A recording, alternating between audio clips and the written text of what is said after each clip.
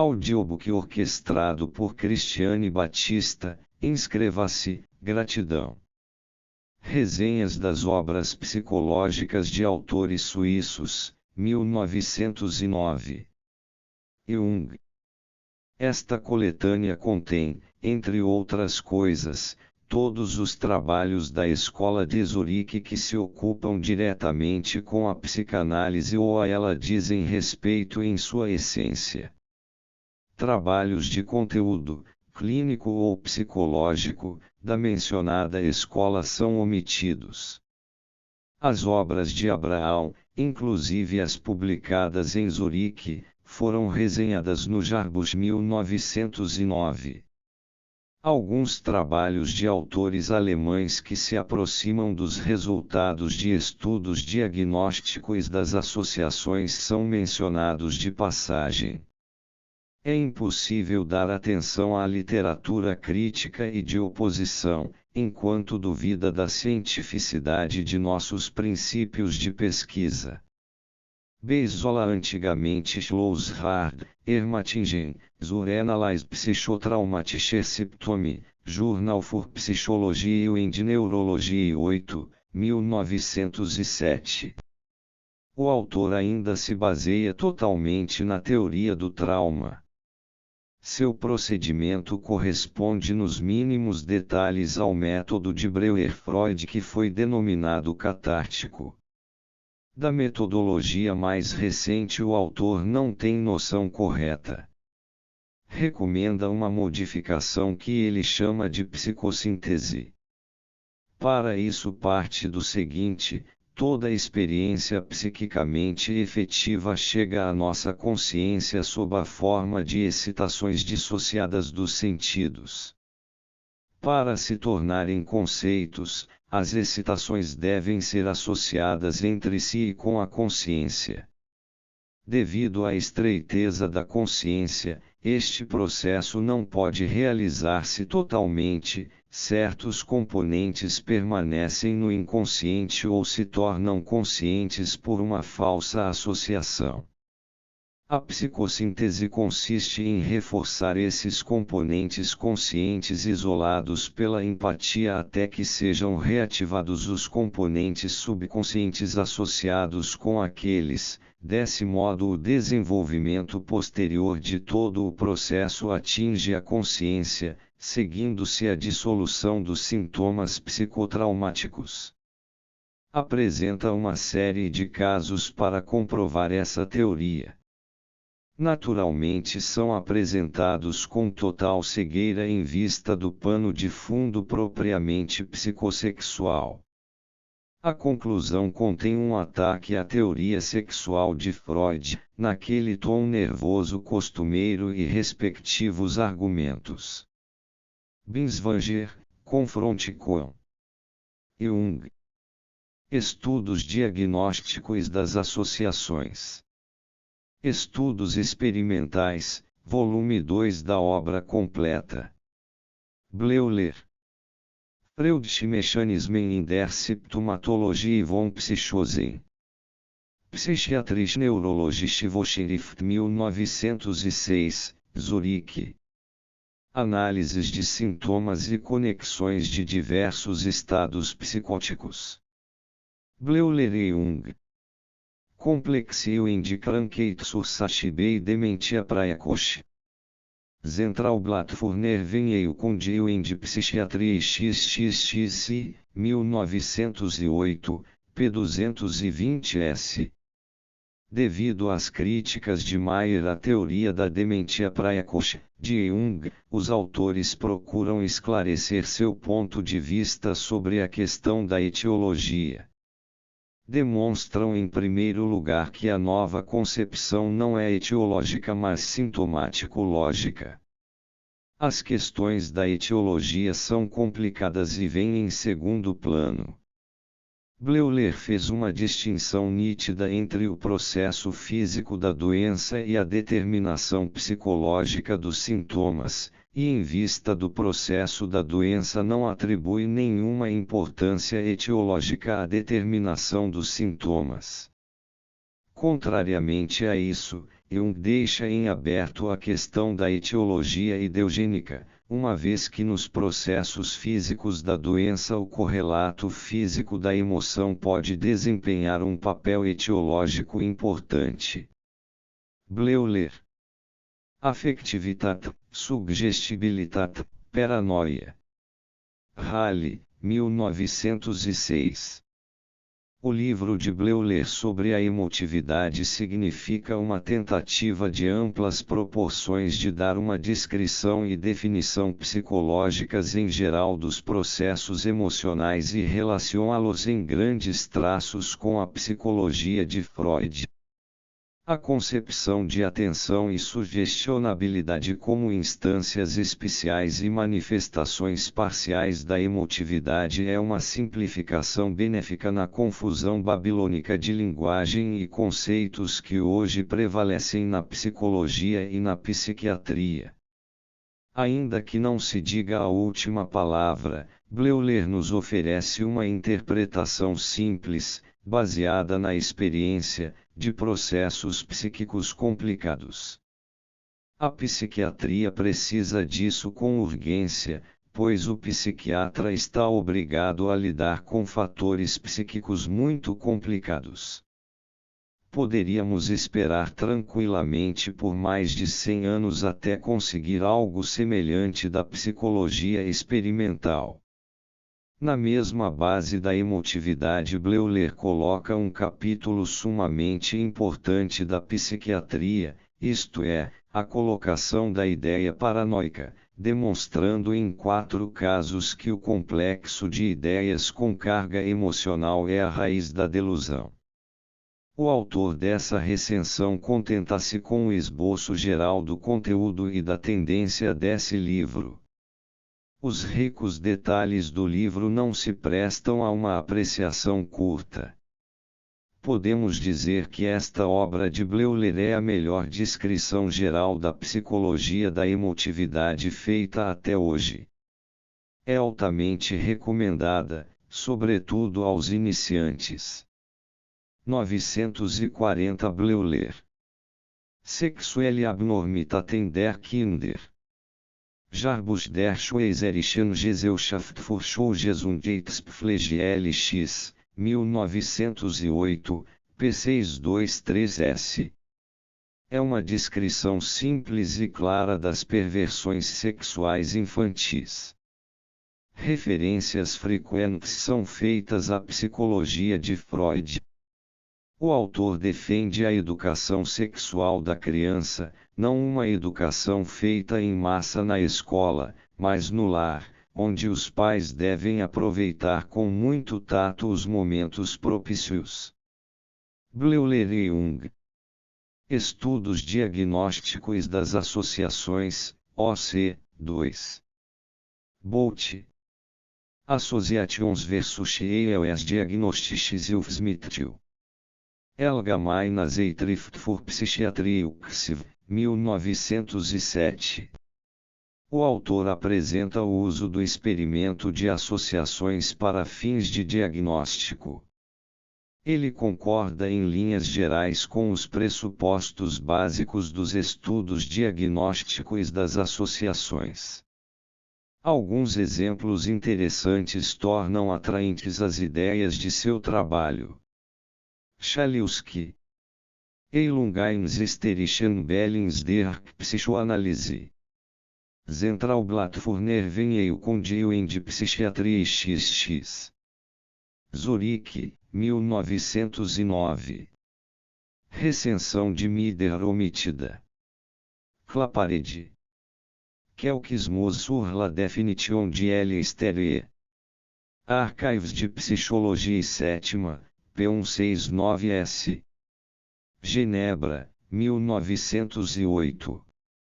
O autor critica com muita competência a nova concepção de histeria, introduzida por Babinski.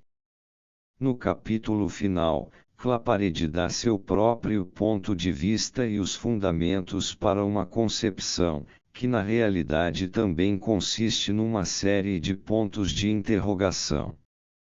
reconhece a importância da repressão freudiana e lhe atribui um significado biológico. A resistência psicanalítica que conheceu por experiência própria é para ele uma reação de defesa.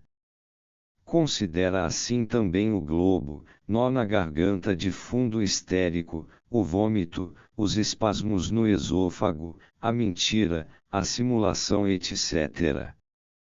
Vê nos sintomas corporais uma reivindicação de reações ancestrais que outrora foram úteis. Considera, pois, o mecanismo esterogênico como uma tendência à reversão, ao atavismo no modo de reagir. O caráter infantil e a disposição lúdica desse mecanismo parecem falar em favor de sua teoria. Em seus argumentos falta a necessária base empírica que só se adquire através da psicanálise. Herbert Weiler. Untersuchungen über die sprachliche Komponente der Assoziation. Dissertação de Zurique, Allgemeine Zeitschrift für Psychiatrie. Zurique, 1908. Trata-se de uma pesquisa trabalhosa e cuidadosa que o autor empreendeu por solicitação do recenseador. Um resultado é de especial interesse para a psicologia dos complexos. Ficou patente que no experimento de associações ocorrem certas sequências de vogais, isto é, algumas reações que se seguem umas às outras têm o acento na mesma vogal. Se examinarmos estas perseverações numa correlação com as características de complexos, percebe-se que, num total médio de 0,36 características de complexos por reação, 0,65 recaem numa palavra da sequência vogal. Se tomarmos as duas associações sem afinidade de som e que precedem a sequência vogal, temos o seguinte resultado: a associação sem sequência vogal, 0,10 características de complexo B, associação com sequência vogal, 0,58 características de complexo 1. Começo da sequência vogal, associação cujo acento da vogal persevera na série seguinte, 0,91 características de complexo 2. Elo da sequência vogal, 0,68 características de complexo 3.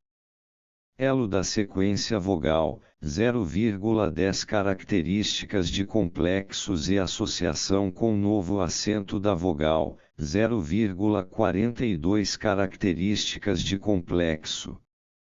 Nota-se que após distúrbios de complexos há uma nítida tendência a perseverações de som, o que é uma constatação importante para o mecanismo do jogo de sons e rimas. Flournoy. Des Indes à la planète Mars. Études sur un cas de somnambulisme avec glossolalie. 3 ed. Paris e Genebra, 1900. Nouvelles observations sur un cas de somnambulisme avec glossolalie, Archives de Psychologie, 1901. Os trabalhos extensos e sumamente importantes de Flournoy sobre um caso de sonambulismo histérico trazem um material de observação muito valioso também para a psicanálise, sobre os sistemas de fantasia e que merece a atenção geral. Na exposição do caso, Flournoy se aproxima de certas concepções bem explícitas de Freud, ainda que os pontos de vista mais modernos de Freud já não pudessem ter aplicação nesta obra. Frank. Zur Psychoanalyse, escrito comemorativo em homenagem a Forel, Journal für Psychologie und Neurologie 13. Zurique, 1908. Após breve introdução histórica, baseada nos estudos de Breuer e Freud, o autor lamenta que, sem indicar as razões, Freud tenha abandonado o método original. Uma leitura atenta dos escritos subsequentes de Freud revela por que preferiu a técnica mais perfeita à técnica original. O próprio autor limita-se ao método catártico original em conjunção com a hipnose, e suas exposições casuísticas mostram que trabalha com um método valioso, de utilidade prática que traz resultados compensadores. Consequentemente, o ataque inevitável à teoria de Freud sobre a sexualidade é colocado num tom mais suave.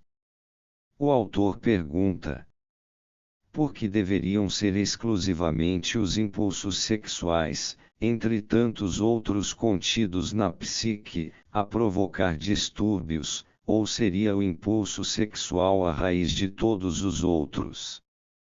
A sexualidade nas neuroses não foi inventada a priori, mas descoberta empiricamente e precisamente pelo emprego da psicanálise, o que é algo diferente do método catártico. O autor não usa a psicanálise porque não se pode obrigar o médico prático a aplicar em cada caso a psicanálise até as últimas consequências só por razões teóricas. Esta obrigação não existe em parte alguma, mas por razões práticas deve-se ir além de 1895, pois se os métodos daquela época tivessem resolvido tudo, não haveria motivo para avançar mais. Frank tem a impressão de que Freud dominava bem a hipnose e a sugestão na teoria, mas não na prática. Só posso entender esta constante mudança de método pelo fato de que, como teórico, seus tratamentos com hipnose não eram suficientemente profundos e os resultados eram insatisfatórios, devendo por isso sair em busca de novos métodos etc. Pouco acima diz o autor que Freud abandonou esses métodos apesar de seus êxitos.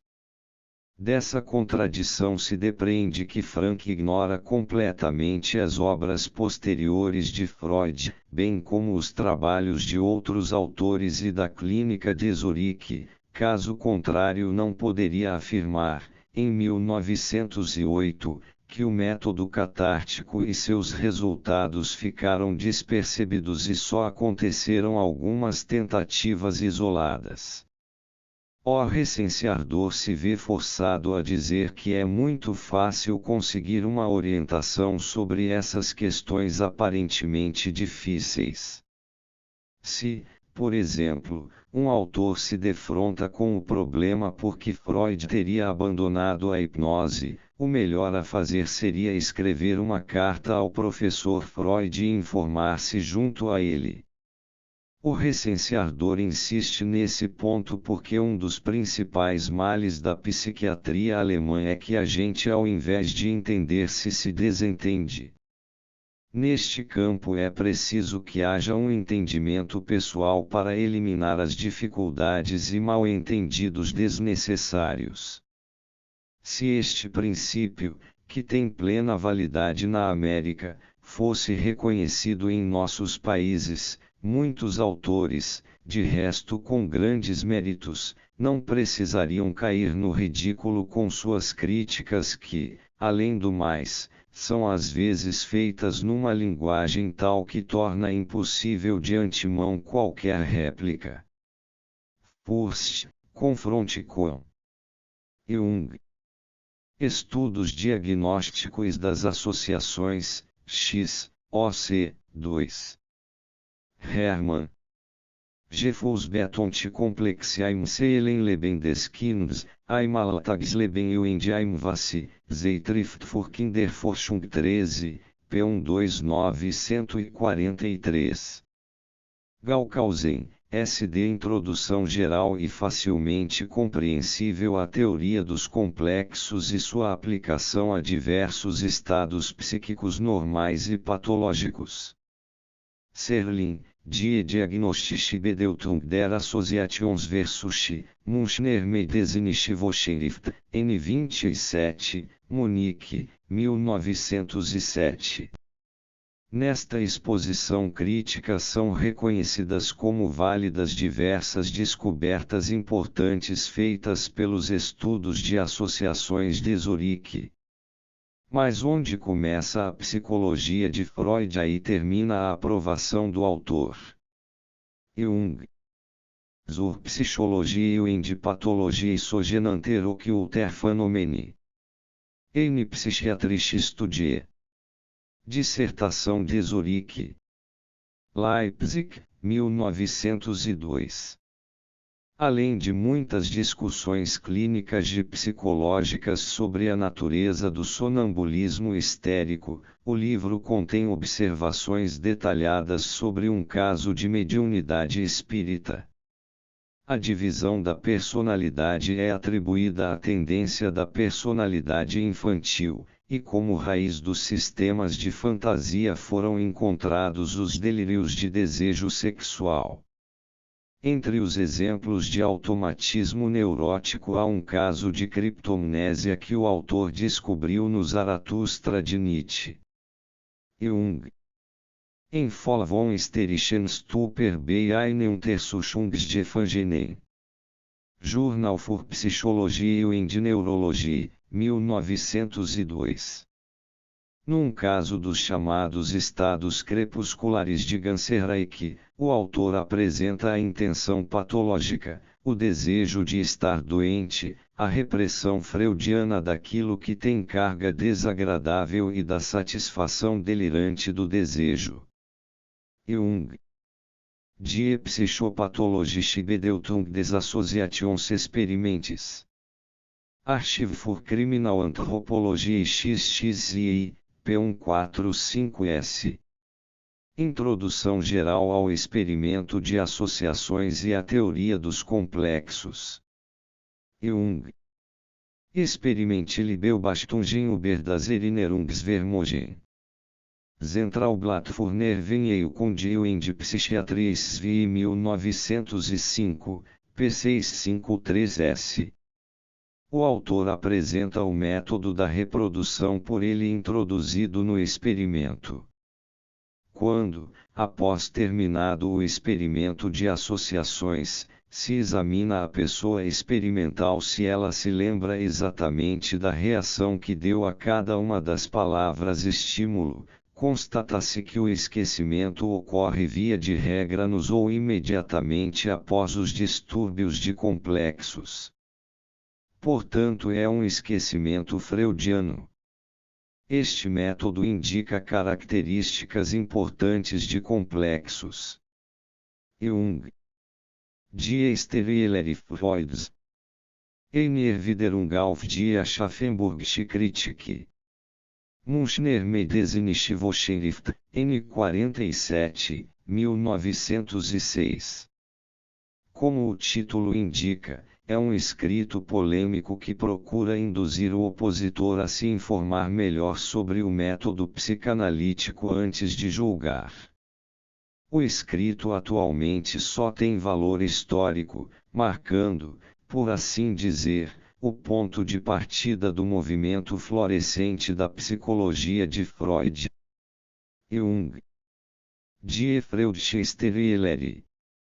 Monatsschrift für Psychiatrie und Neurologie XI/4, 1908, p. 310s. Trabalho escrito a pedido do presidente do Congresso Internacional de Psiquiatria em Amsterdã. A exposição que se restringe ao mais elementar corresponde aos conhecimentos que o autor tinha naquela época, mas que mudaram muito desde então por causa de sua maior experiência. A teoria de Freud é seguida historicamente em seu desenvolvimento do método catártico até a psicanálise. Os princípios psicanalíticos são apresentados de tal forma que se aproximem ao máximo possível do que já é conhecido pela ciência. Como ilustração da concepção psicanalítica de histeria é apresentado de forma esquemática um caso de histeria. A formulação conclusiva, abreviada, soa assim: algumas atividades sexuais precoces de natureza mais ou menos perversa crescem sobre uma base constitucional. Na puberdade, a fantasia contém uma orientação constelada pela atividade sexual infantil. A fantasia leva à formação de complexos de ideias, incompatíveis com os outros conteúdos da consciência e, por isso, sujeitos à repressão. Esta repressão traz consigo a transferência da libido para uma pessoa amada, acarretando um grande conflito de sentimentos que provoca então o surgimento da doença propriamente dita. Associations de Ideias Familiares, avec Psychographiques. Archives de Psicologia e Sétima, 1907. Com a ajuda do material de Furst, confronte com estudos diagnósticos das associações, o autor avalia a diferença média entre os vários tipos de associação. Os resultados são dados em porcentagens e com gráficos. Jung. L. Analyse des Revis. Année psychologique publiée par Alfred Binet, 15. 1909, p. 160.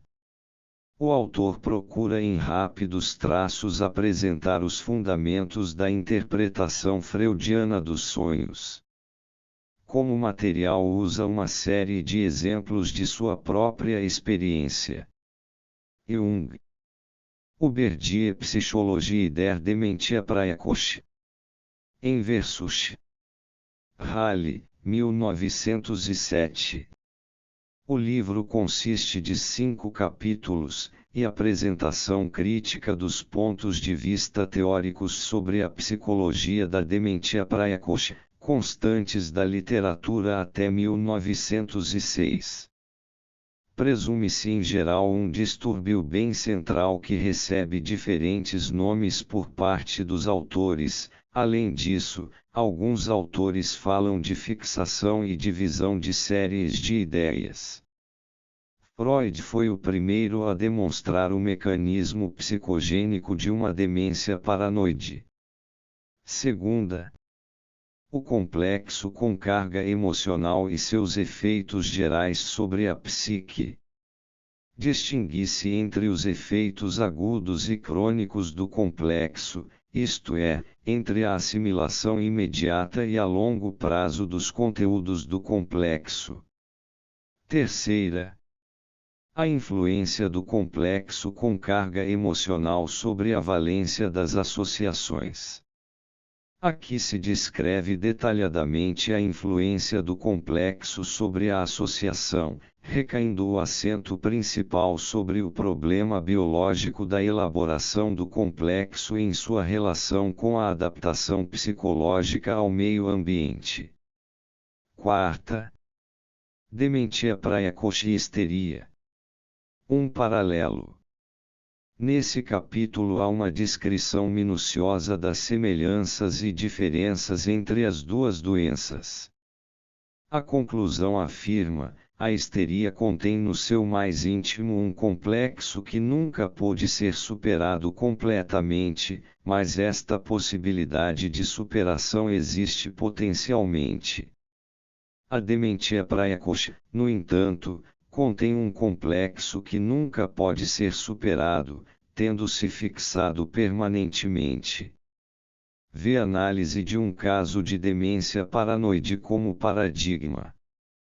Trata-se de um caso absolutamente típico de um paciente idoso e provavelmente imbecil com inúmeros neologismos que puderam ser explicados satisfatoriamente pela análise e que confirmam o conteúdo dos capítulos precedentes.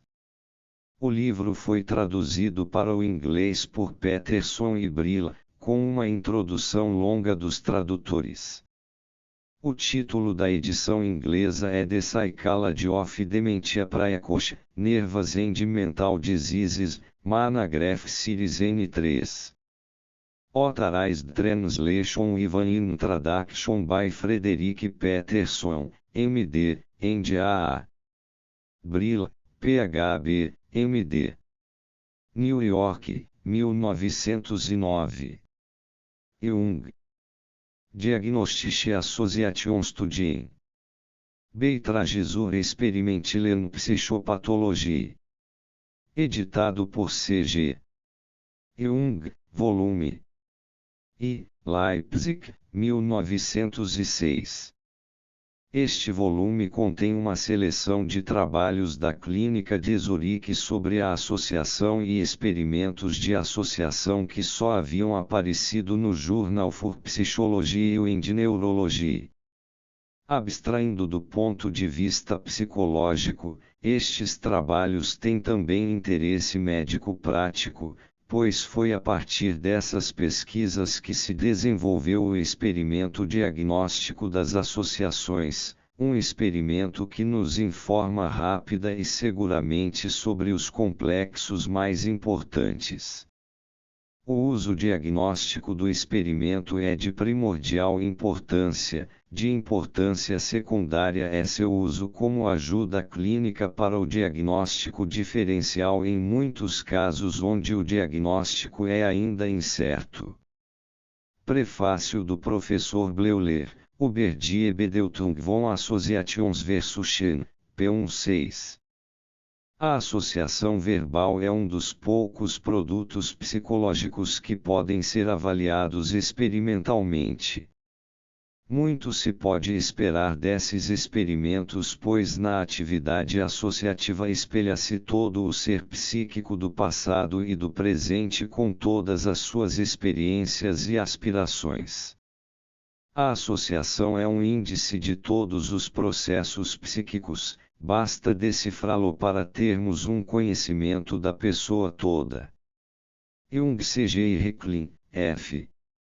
Zurique, Experimentelle Untersuchungen über Assoziationen gesunder, p7145. O objetivo do trabalho é reunir e apresentar um amplo material de associações de pessoas mentalmente sadias.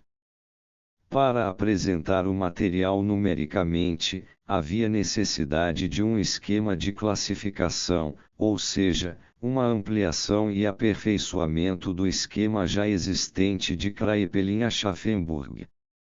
O sistema adotado pelos dois autores segue princípios lógico-linguísticos e permite uma avaliação estatística que, mesmo imperfeita, é suficiente para o objetivo visado. Em primeiro lugar foi abordada a questão se aparecem modos de reação no estado normal e de que tipo eles são. Mostrou-se que as pessoas experimentais cultas têm em média um tipo mais superficial de reação do que as incultas, além disso, que as pessoas pertencem a dois tipos principais, um tipo objetivo e outro egocêntrico.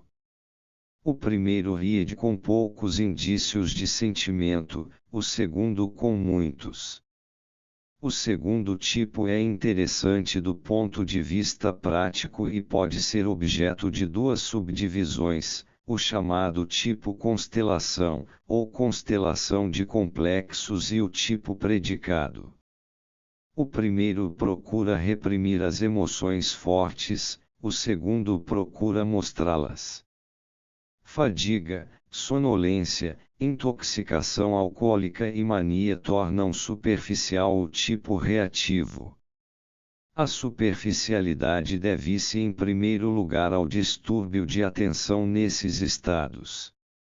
Isto ficou provado por um experimento criado especialmente para distrair a atenção da pessoa, e nestas condições realizou-se o experimento. Este experimento apresentou resultados comprovadores. Segunda. Verlin K. Über die Assoziationen von Imbecilen und Idioten, Zurique, SD, P146174. O autor informa sobre os resultados de seus testes de associação com 13 imbecis. As associações da maioria dos débeis mentais mostrou um tipo determinado, o chamado tipo definição. São reações características dessa espécie as seguintes. Inverno consiste de neve. Cantar consiste de notas e livros de cantos. Pai membro ao lado da mãe. Ameixa uma coisa do pomar. Os imbecis mostram, pois, uma atitude extremamente intensa em relação ao significado intelectual da palavra estímulo.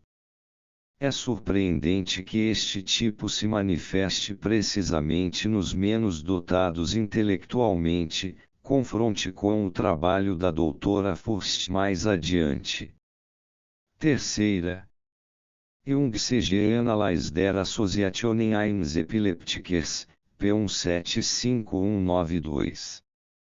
As associações desse epilético mostram claramente um tipo definição de caráter lerdo e prolixo que se manifesta sobretudo na confirmação e complementação da própria reação. Fruta, isto é um fruto da fruteira. Forte, eu sou robusto, isto é, forte. Alegre, eu sou alegre, eu estou contente. Além disso, há um número muito grande de relações egocêntricas e com carga emocional que são expressas com toda franqueza. Certas indicações fazem supor que a carga emocional do epilético tem um caráter especialmente perseverante. Quarta. Jung CG über das Verhalten der Reaktionsheit beim Associationsexperiments, P1913-228. A pesquisa se preocupa com as razões até agora desconhecidas do prolongamento anormal de certos tempos de reação. Os resultados são os seguintes: as pessoas cultas reagem em geral mais depressa do que as incultas. O tempo de reação das pessoas experimentais femininas é, em média, bem mais longo do que o das masculinas. A qualidade gramatical da palavra estímulo tem certa influência sobre o tempo da reação, bem como a qualidade lógico-linguística da associação. Os tempos de reação acima da média provável são causados em grande parte pela interferência de um complexo muitas vezes não consciente, reprimido. São, portanto, uma valiosa ajuda para encontrar um complexo reprimido. Este fato é comprovado por numerosos exemplos da análise de associações que foram consteladas dessa maneira. Bleuler, Verbewusstsein de Association, P229-257. O trabalho se ocupa com provas literárias e casuísticas de que não se podem traçar de acordo com a observação, limites entre consciência e inconsciente, que as mesmas estruturas funcionais e mecanismos, encontrados em nossa consciência, podem ser encontrados fora dela e, a partir daí, influenciam tanto a nossa psique quanto os processos conscientes análogos. Existem nesse sentido sensações inconscientes, percepções, conclusões, temores e esperanças que se distinguem dos fenômenos conscientes correlatos unicamente pela ausência da qualidade da consciência. Bleuler menciona em especial os casos de personalidade múltipla e observa que não deveríamos falar apenas de um inconsciente, mas que é possível haver um número quase infindo de grupamentos inconscientes diferentes. O agrupamento dos elementos da memória em personalidades diferentes deve-se, sem exceção, à influência determinante das emoções. Bleuler considera a qualidade da consciência como algo subsidiário, uma vez que os processos psíquicos precisam ser conscientes sob determinadas condições, isto é, apenas quando entram numa associação com aquelas ideias, sensações e aspirações que constituem num dado momento nossa personalidade. Sexta. Jung. Psychoanalyse and Associations Experiment, p. 258-281. O trabalho ainda está sob forte influência da teoria original das neuroses de Breuer-Freud, isto é, da teoria do trauma psíquico. O sintoma neurótico é essencialmente um símbolo do complexo reprimido de ideias. O experimento de associações nos revela em suas reações perturbadas aquelas palavras e coisas que levam diretamente ao complexo desconhecido. Neste aspecto, o experimento pode ser ajuda valiosa na análise. Esta possibilidade é apresentada num exemplo prático de neurose obsessiva. O agrupamento das reações perturbadas numa legenda prova a existência de um complexo erótico bem extenso que contém uma série de determinantes individuais. Assim é possível obter uma introspecção profunda na personalidade atual. A psicanálise subsequente justificou as expectativas despertadas pelo experimento de associações, podendo-se concluir que o experimento torna acessível à pesquisa o complexo oculto atrás do sintoma neurótico. Cada neurose contém um complexo que exerce bastante influência sobre o experimento de associações, devendo por isso receber uma importância causal, conforme indicam numerosas experiências. Os capítulos 7 até 12 foram publicados agora, no segundo volume dos Diagnostischen Associationsstudien. Sétima Reclin, F. Casuistische Beitrages zur Kenntnis hysterischer Associationsphänomene, p. 30, Zurique. O autor estuda os fenômenos de associação em 8 histéricos e chega aos seguintes resultados. No tipo reativo histérico destacam-se complexos de ideias que atuam de forma mais ou menos autônoma e que são de grande valor emocional, cujo desdobramento parece ser bem mais amplo de que nas pessoas sadias. O complexo ou os complexos dominam o tipo reativo quase exclusivamente, de modo que os testes de associação estão impregnados de distúrbios de complexos. A dominação por um complexo é o assunto principal da psicologia da histeria, e é provável que todos os sintomas possam ser derivados diretamente do complexo. Oitava. Jung, C.G. Association, Traum und hysterisches Symptom, p. 3166. Analisando um caso de histeria, o trabalho visa descrever e determinar o complexo erótico em suas diversas formas de manifestação.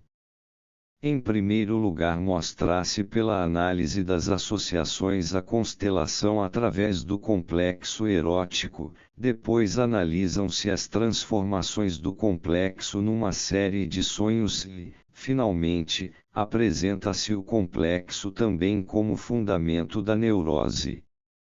Na histeria, o complexo tem uma autonomia anormal e tende a uma existência ativa independente que vai diminuindo e substituindo gradativamente a força consteladora do complexo do eu. Com isso cria-se aos poucos uma nova personalidade patológica, cujas tendências, julgamentos e decisões se orientam exclusivamente para o desejo de estar doente. A segunda personalidade consome o eu normal remanescente e o força a assumir o papel de um complexo secundário, controlado. Nona. Jung C.G. über die Reproduktionsstörungen beim Associationsexperiment, p. 67 e FEM 76. O trabalho se ocupa do método de reprodução acima mencionado.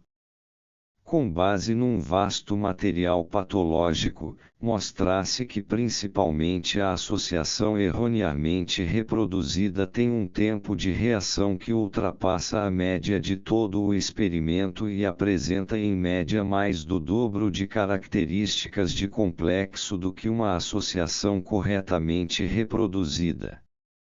Isso significa que o distúrbio de reprodução também é um indicador da interferência de um complexo. X-Furst, é. Schaffhausen, Statistische Untersuchungen über Wortassociationen und über familiare Überstimmung im Reaktionstypus B und Gebaudetem, P77112. Foram feitos testes de associação com 24 famílias, num total de 100 pessoas experimentais. Nesse trabalho são apresentados, por enquanto, só os resultados de 9 famílias incultas com 37 pessoas experimentais. A elaboração do restante do material ainda não foi terminado. Os resultados foram: os homens tendem mais a associações externas do que suas esposas, igualmente os filhos homens mais do que suas irmãs. 54% das pessoas experimentais apresentam atitude declaradamente predicativa, com predomínio das mulheres. A tendência de formular predicados de valor é maior nas pessoas mais velhas do que nos jovens. Nas mulheres esta tendência começa aos 40 anos e nos homens aos 60. Os parentes tendem a coincidir no tipo reativo, numa concordância de associação. A concordância mais perfeita e regular encontra-se entre os pais e os filhos do mesmo sexo de um dos pais. 11. Binswanger, L. Kreuslingen. Über das Verhalten des psychogalvanischen Phänomens beim Associationsexperiment, P113195, o resumo feito por Binswanger foi omitido. Os seguintes trabalhos da Clínica de Zurique ocupam-se do uso para fins judiciais do experimento de associações, Jung. Die psychologische Diagnose des Tatbestandes. Halle, 1906. Descrição geral e interpretação do experimento. Aplicação prática a um caso de furto. Jung. L. Nuovi della Psicologia Criminale. Contributo ao método della diagnose della conoscenza dei fato. Revista de Psicologia Aplicata 4, P287-304.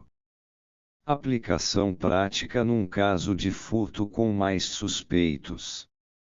Philipp, S. Tatbestandsdiagnostische versus bei Untersuchungsgefangenen. Zeitschrift für Psychologie und Physiologie der Sinnesorgane. Budapeste, 1909. O trabalho se ocupa com a investigação de dados concretos em culpados, suspeitos e inocentes.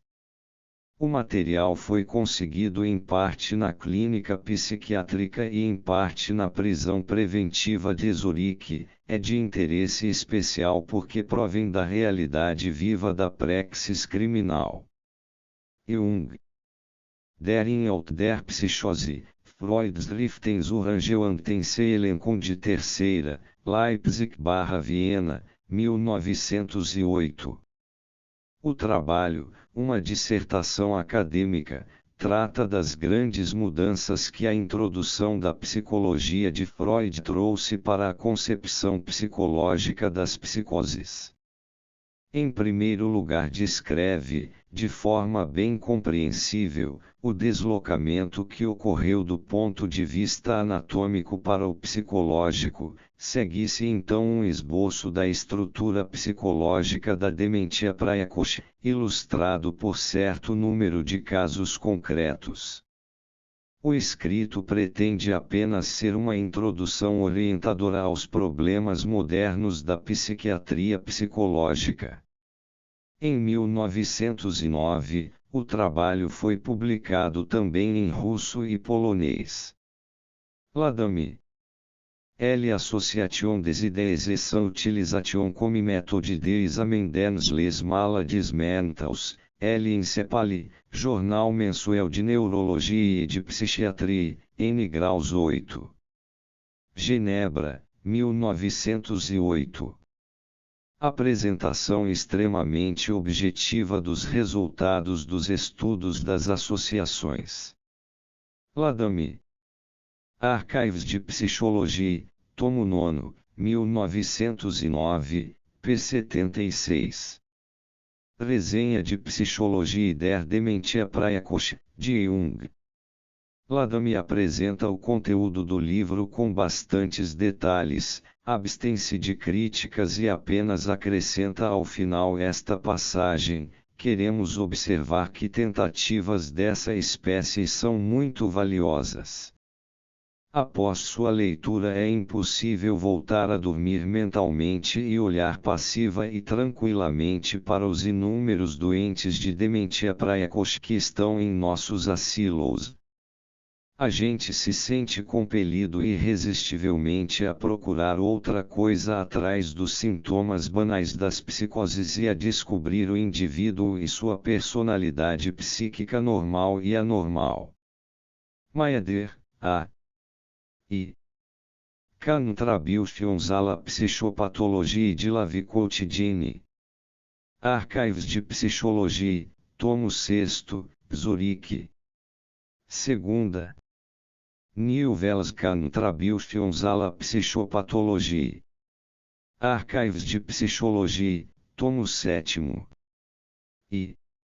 Um certo número de análises simples de lapsos de língua, esquecimentos e enganos, segundo Freud, demonstrando a existência de uma ideia reprimida com carga emocional negativa. Segunda. O autor dá exemplos de várias espécies de esquecimentos causados pelo isolamento e derivação, aborda a aberração, décharge émotionnelle, aproveitando o conceito de complexo, mostra que há indícios de dissociação nas pessoas normais como os mecanismos de deslocamento, da irradiação emocional e da identificação.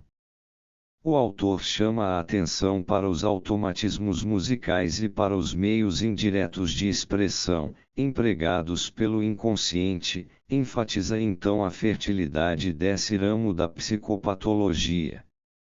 Maeder, A. Essay de Interpretation de quelques revis. Archives de Psicologia, tomo 6. Como introdução, uma breve exposição da teoria freudiana da interpretação dos sonhos e da psicanálise. Seguem-se 4 análises de sonhos, feitos pelo próprio autor. Mostra com exemplos que os mesmos símbolos são empregados muitas vezes nos sonhos, legendas e mitos exatamente no mesmo sentido, especialmente cobra, cachorro, pássaro, jardim, casa, caixa. Maeder, A. Die Symboliken den Legenden, Marchen, Gebrauchen und Traumen. Psychiatrische Neurologische Wissenschaft. Pensar em símbolos é um grau inferior de associação, que eleva a semelhança à categoria de igualdade, é muitas vezes um processo da atividade inconsciente, por isso seu papel nos sonhos, alucinações, delusões e também na poesia exemplos de estados crepusculares de epiléticos. A tendência de assimilação do complexo sexual e o surgimento dos símbolos. Interpretação do peixe como símbolo sexual fornece a chave para explicar muitos costumes, crenças populares, legendas e contos de fadas. Grimm, Os Peixes Dourados. Maeder, A Univoire Nouvelle Psychologie, Freud e Saint-Ecole. Coianubio Lugano Milão, 1909. Ensaio informativo sobre a psicologia de Freud, com exclusão da psicopatologia. Pela revelação dos motivos inconscientes, a psicanálise possibilita uma visão coerente do pensar e agir de uma pessoa. Inicialmente, o autor fala dos distúrbios da atividade inconsciente nas pessoas normais, usando sua própria análise. Os distúrbios devem ser tomados como expressões do inconsciente, como revelação de tendências não admitidas. A gradual passagem para o patológico é acentuada em toda parte. O sonho está em íntima relação com os conflitos atuais do indivíduo, ele oferece uma solução do inconsciente que muitas vezes é aceita mais tarde e se torna realidade. Os conflitos surgem em parte devido à pressão da vida cultural. Segue uma minuciosa análise de um sonho. Na terceira parte são abordados os símbolos no sonho, nas alucinações, narrativas, legendas e na linguagem. O símbolo é uma forma especial da associação de ideias que se caracteriza pela imprecisão, vagas analogias são consideradas como identidade.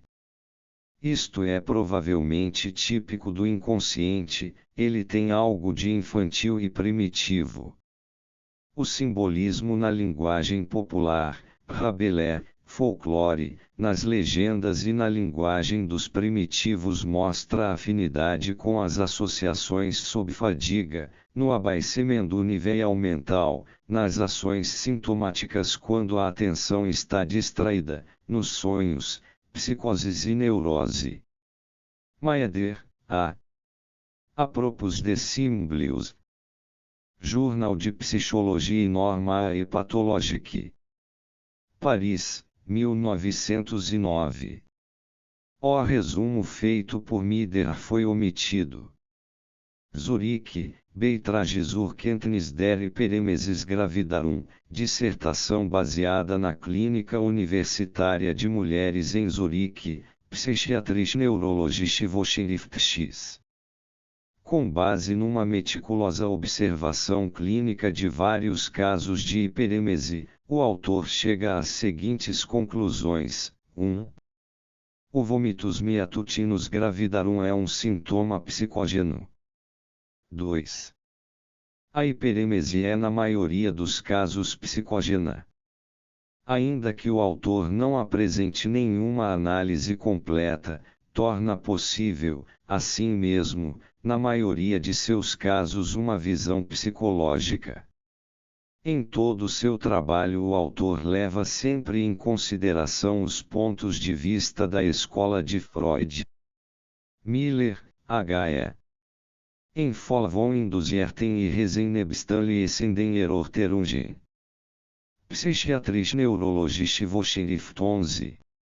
Um caso de exaltação supersticiosa numa mulher religiosamente fanática induziu uma psicose numa mulher histérica que vivia com ela por causa da exigência etiológica. A apresentação dos dois casos é elegante e lúcida, graças à aplicação da análise de Freud. Pfister, O. Pastor. Vorstellungen die Schuler Selbstmord. Aufgrund einer Traumanalyse beleuchtet, Schweizerliche Blatter für Gesundheitspflege em 1909. Psychoanalytische Seelsorge die Experimentelle Moralpädagogik. Protestantische Monatschaft Zurich, 1909. Em Folvon Psychoanalytische Seelsorge die Seelenheilung, Evangelische Freiheit. Monatsschrift für die kirchliche Praxis in der Gegenwärtigen Kultur, I.V. Tübingen, 1909. O resumo feito por Pfister foi omitido. Potocki. Die Verwertbarkeit Associationsversus für die Beurteilung der traumatischen Neurosen, Monatsschrift für Psychiatrie und Neurologie XXV, P521S. Berlim. O autor aplica o teste de associações a 2 pacientes com neurose devida a um acidente. No primeiro caso havia uma predominância do complexo de compensação, no segundo uma ausência surpreendente do mesmo complexo. Foram tiradas conclusões prognósticas dessas descobertas. Reclin.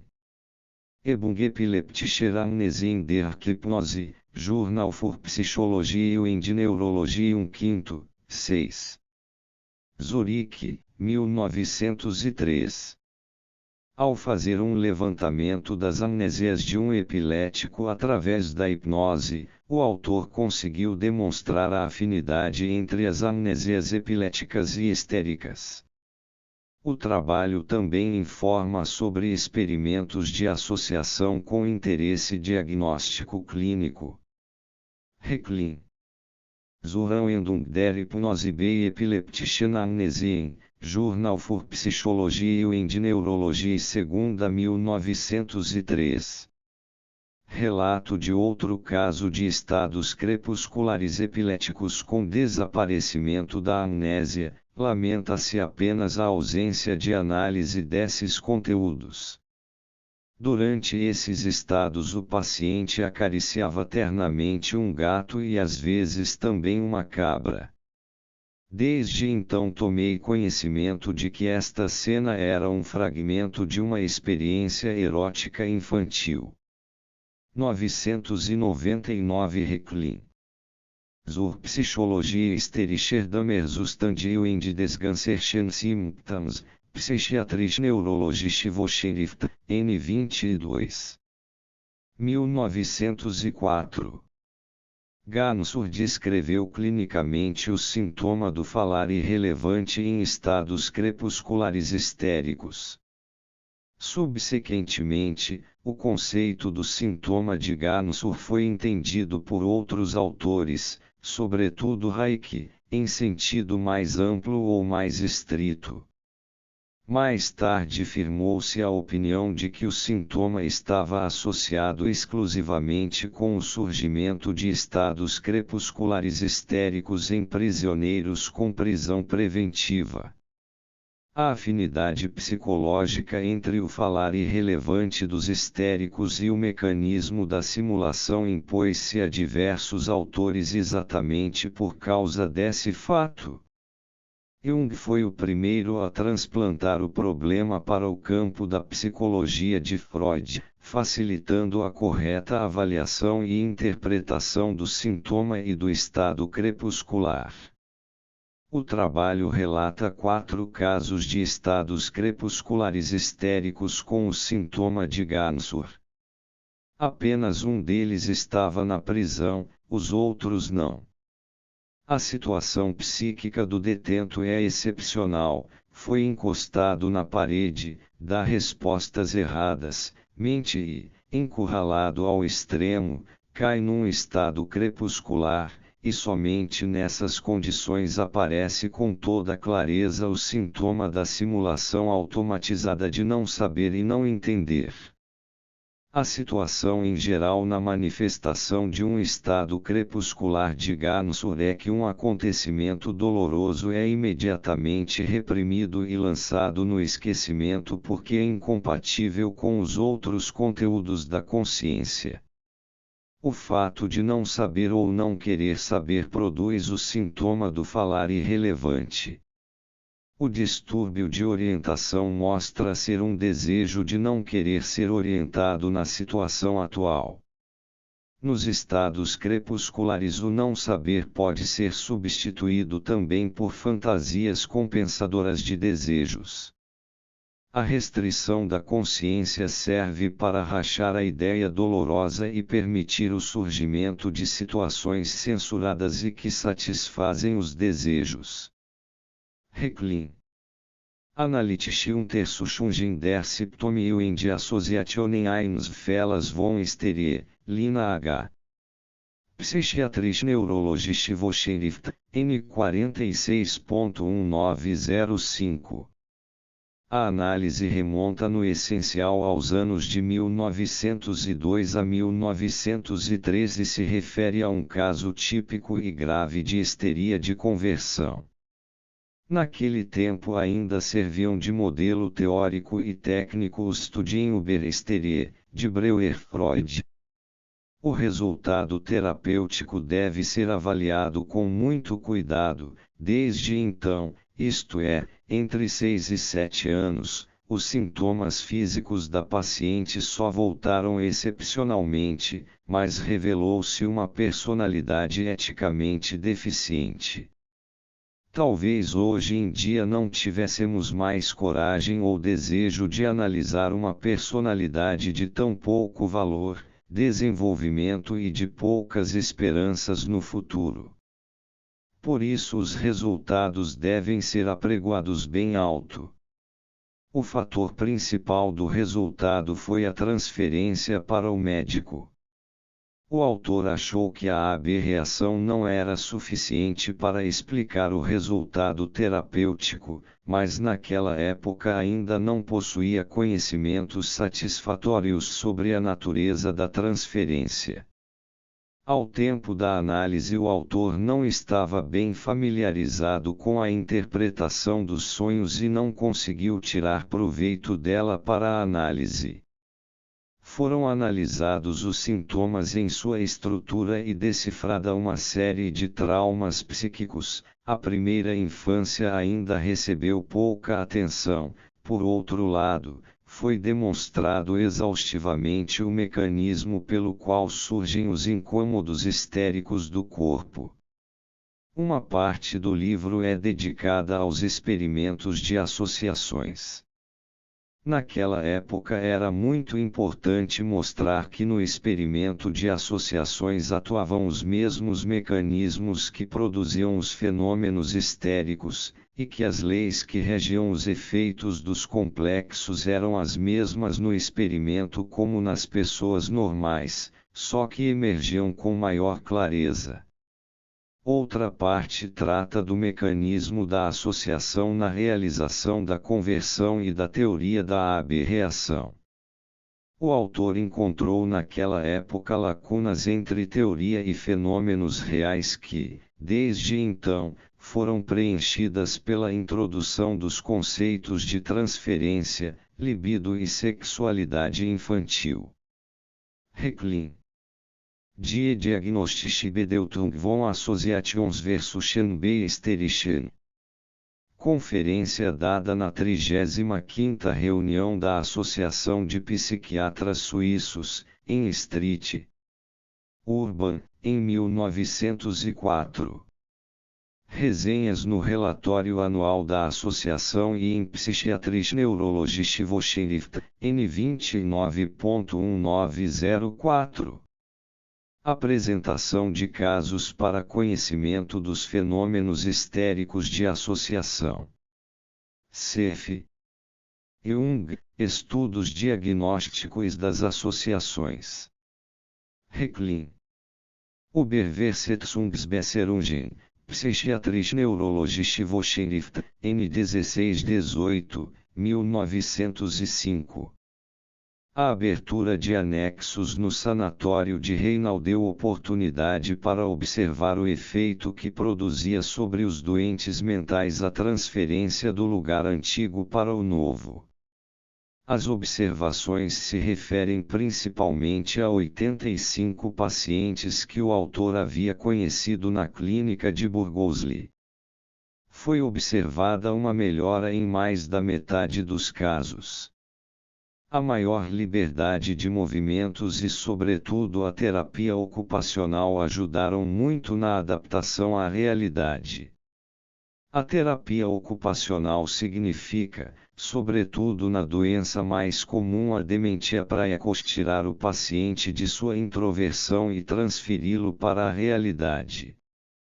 Para mostrar como os pacientes assimilam seu novo ambiente, o autor discute brevemente a importância psicológica dos sintomas mais característicos dessa doença: negativismo, bloqueios, satisfação de desejos nas delusões, psicoses de empregada doméstica, ideias e símbolos de fertilidade, erro na identificação de pessoas por causa de complexos, delusões religiosas em substituição às eróticas, fantasias de desejos nas ideias paranoides e sua elaboração, condensação, estereotipação, ocupação do aparelho motor por meio de automatismos de complexos.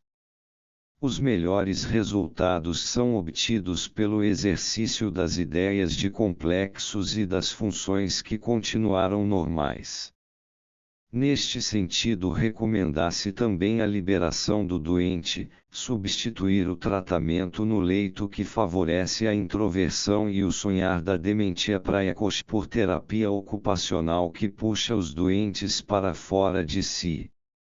Mostrar-se rapidamente em 2 casos como surge a introversão, como fracassa a transferência do interesse para o mundo exterior e como o processo da introversão vai muito além do que uma simples satisfação de desejo na fantasia seria necessária. No segundo caso, nem mesmo a tentativa de satisfação real do desejo pôde deter a introversão. O inconsciente produziu ideias de autodestruição às quais o paciente sucumbiu e cometeu suicídio. Em quase metade dos casos, a mudança de lugar não teve efeitos perceptíveis. Os efeitos da mudança de lugar são ilustrados por uma série de excertos das histórias dos doentes e interpretados analiticamente. Reclin. Beitrag zur Psychologie der kataleptischen Zustände bei Katatonie. Psychiatrische Neurologische Wochenschrift, N32-33. 1906. O autor conseguiu entrar em contato com um catatônico em estado grave de catalepsia e saber alguma coisa do que nele se passava nesse estado. Sabemos da anamnese que este estado se manifestou após a existência prolongada da psicose. A psicose se manifestou primeiramente num autoengrandecimento autoerótico desde os 18 anos de idade.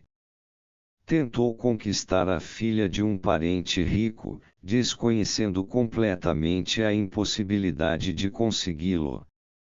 Apesar da recusa dela, voltava sempre de novo com sua pretensão.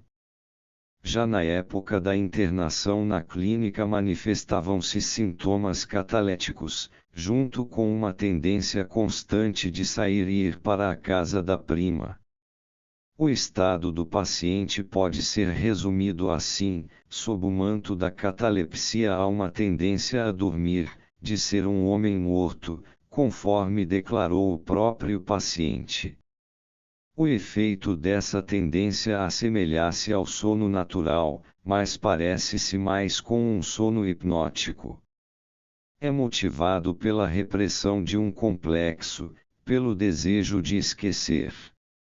No presente caso, o autor conseguiu romper essa tendência ao sono, mas não completamente, de modo que, durante uma expressão emotiva muito adequada como chorar pela absoluta falta de esperança de conseguir a amada, podia ser observado na mímica e no comportamento um meio-termo peculiar entre a expressão emotiva e a tendência ao sono.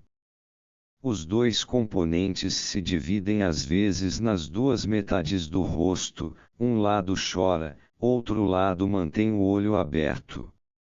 Manter os olhos abertos significa comunicação com o pesquisador, fechar os olhos significa terminar a comunicação e a vitória da tendência de dormir e esquecer. Durante toda a investigação perseverava o pensamento: eu vou casar com Emma C., ou eu amo Emma C., contrabalançado por outro pensamento que mantém a tendência de dormir como fator protetor que consiste na resposta da prima, não deves esperar nada do futuro.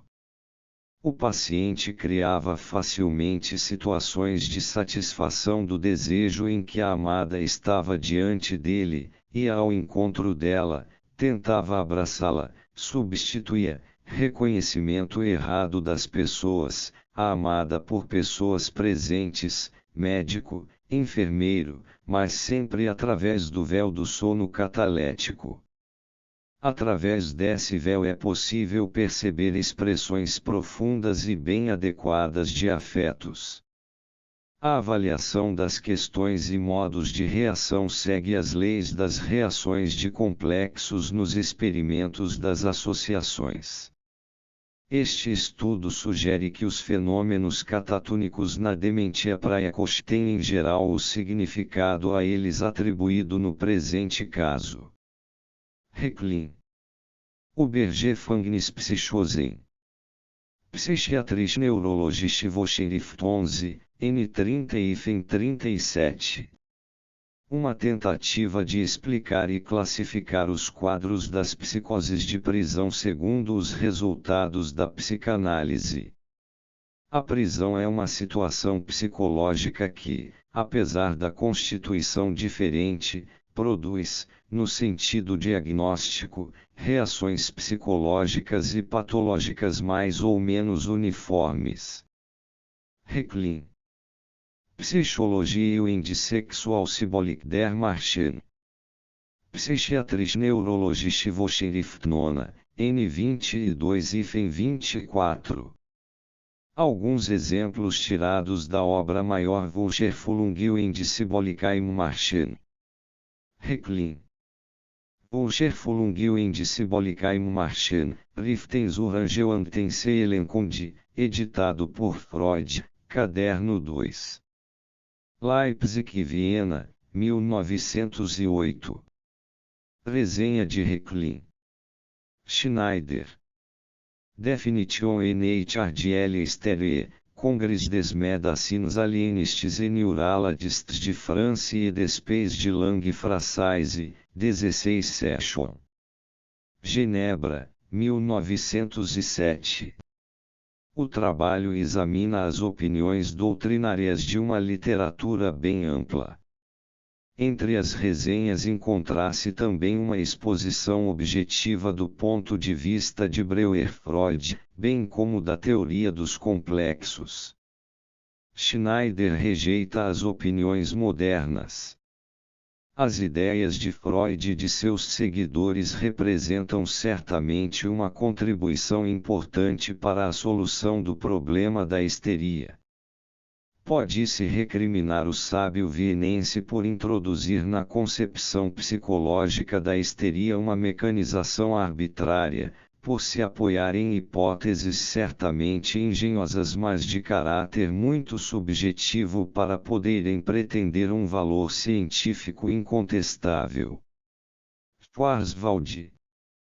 Beitrag zur Psychopathologie der hysterischen Dämmerzustand und Automatismen.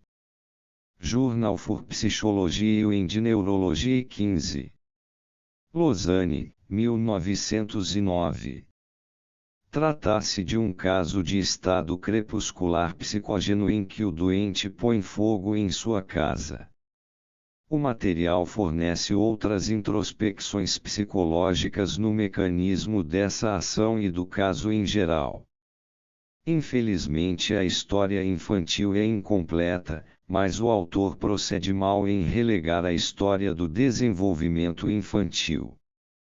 A infância do paciente é da maior importância para o surgimento de uma neurose posterior, ao menos de tão grande importância quanto os momentos atuais, se não maior. Um aprofundamento ulterior de sua técnica psicanalítica vai convencer o autor da exatidão desse ponto de vista.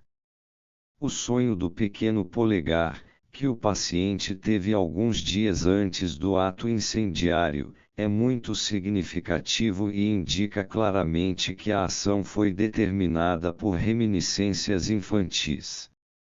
Isto passou despercebido ao autor. A análise da infância e a correta avaliação de seus resultados é uma das partes mais difíceis da técnica psicanalítica, sobretudo para o principiante.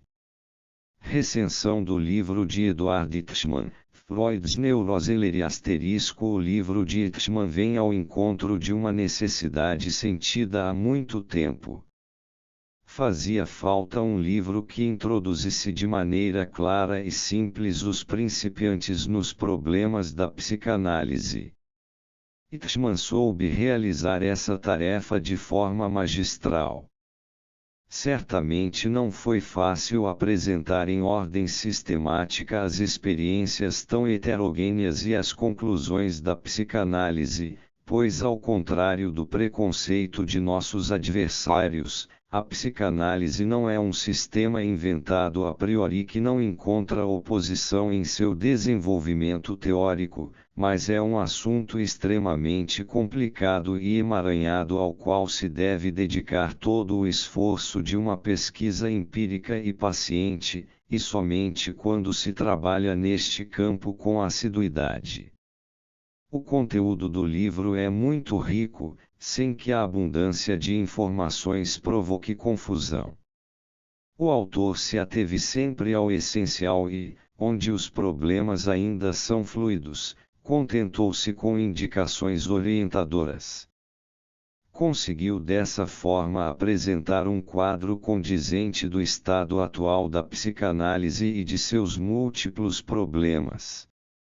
Deseja-se ao livro a maior difusão possível não só por seu conteúdo mas também porque serve para desfazer muitos preconceitos e falsas opiniões que surgiram no ambiente médico por conhecimento insuficiente da literatura.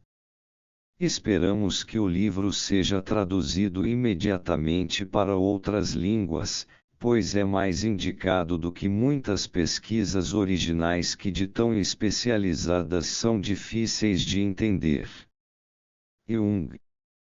Relatório anual do presidente da Associação Internacional de Psicanálise *, referente a de 1910 a 1911, depois do Congresso de Nuremberg, realizado há 1 ano e meio e que decidiu a fundação de uma associação internacional, surgiram associações locais em Viena, Berlim e Zurique.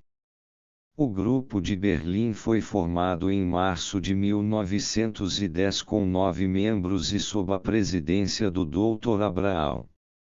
A seguir veio o Grupo de Viena, em abril do mesmo ano com 24 membros e sob a presidência do Dr. Adler. O Grupo de Zurique surgiu em junho, com 19 membros sob a presidência do Dr. Binswanger. Com isso estavam lançados os fundamentos de nossa Associação Internacional de Psicanálise que, com 52 membros espalhados em 3 países, era uma planta bem terra. Mas posso constatar com grande alegria e satisfação que nossa associação desenvolveu uma vida bem intensa no ano que passou. Em fevereiro de 1911 brotou a semente lançada no chão da América.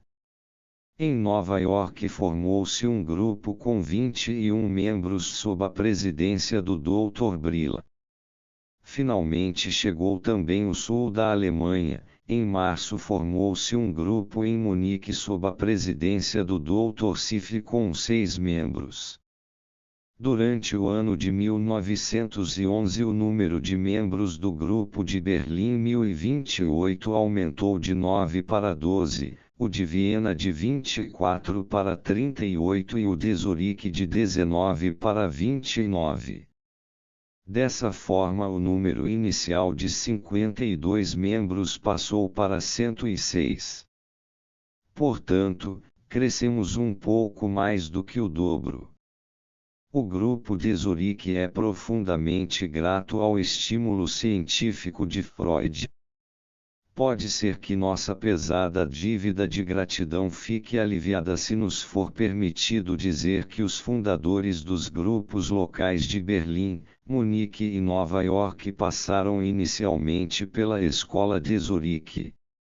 A este aumento promissor e externo correspondeu igualmente uma atividade científica no interior das seccionais. Chamo a atenção para a variedade de temas que foram tratados nos grupos individuais. Mas uma contribuição positiva aos problemas científicos só é possível quando a rica experiência de cada membro é trazida para a solução das questões levantadas. Este ideal é difícil de ser alcançado, e especialmente os grupos com tradição local mais recente vão considerar como tarefa principal a educação e instrução de seus membros. A psicanálise exige de cada um que hoje pretende entrar nesse campo um esforço incomum e concentração científica se quiser ir além do que o exercício dos dutos individuais pode levá-lo. A tentação de não se importar com a evidência científica é muito grande no trabalho psicanalítico, especialmente onde a pseudo-exatidão científica, como todos os outros absurdos culturais, desmorona aos olhos do analisando que vê sua própria vacuidade. Mas isto não afasta a necessidade de planejamento sistemático da pesquisa e exposição científicas que precisam ser bem conhecidas e imediatamente convincentes. Nós, a quem foi concedido tomar posse dessas terras recém-descobertas, devemos impedir, através da autodisciplina, que estes bens sejam dissipados e malbaratados por uma fantasia incontrolada. Nunca esqueçamos que tudo o que pensamos e criamos interiormente só é bem pensado e bem criado quando se volta para a humanidade por meio de uma linguagem compreensível aos outros. O destino espera de nós que administremos fielmente e transmitamos a nossos semelhantes, na forma de uma ciência pura e exata, o inestimável tesouro de conhecimentos que nos adveio da descoberta de Freud, e não fazer mau uso dele para satisfazer nossa própria ambição. Esta tarefa exige de cada um de nós não apenas um alto grau de autocrítica, mas também uma formação psicanalítica esmerada. Esta formação é difícil de conseguir através de trabalho isolado, é mais fácil e melhor obtê-la através do trabalho conjunto de várias cabeças.